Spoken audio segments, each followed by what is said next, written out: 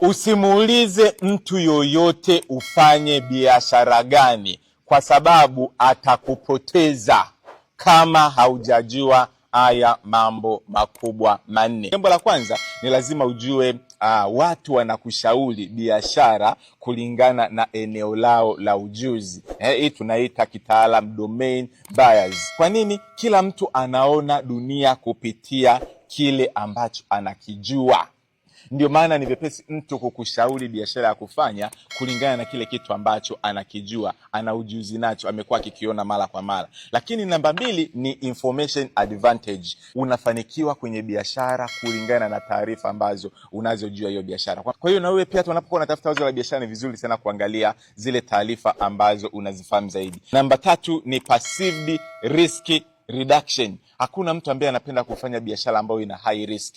Kwa hiyo ili mtu aweze kupunguza riski, anaangalia ile biashara ambayo ana confidence nayo. Kwa hiyo hata na wewe unapotafuta wazo la biashara, baada ya kumuuliza mtu mwingine, hebu angalia biashara ambayo unaweza ukamanage risk au ukapunguza riski. Biashara ambayo unaiona haitakuwa ngumu sana kwako, hiyo ndio biashara ambayo unapaswa kuifanya. Jambo la mwisho na ambalo ni la muhimu ni kwamba exposure ni sawasawa na opportunity lens. Kila mtu anaona biashara kulingana na exposure ambayo ako nayo. Mtu ambaye ana exposure kubwa ana nafasi kubwa ya kuona biashara kwa ukubwa zaidi kuliko mtu ambaye ana exposure ndogo. Kwa hiyo ni vizuri sana, hata kama unataka kufanya biashara ambazo ni kubwa, uwe na exposure ambayo ni kubwa. Exposure hata kwenye upande wa pesa, kiwango cha pesa ambacho una exposure nacho ni vyepesi kukifikia kuliko kile ambacho unahisi ni ngumu sana kukifikia.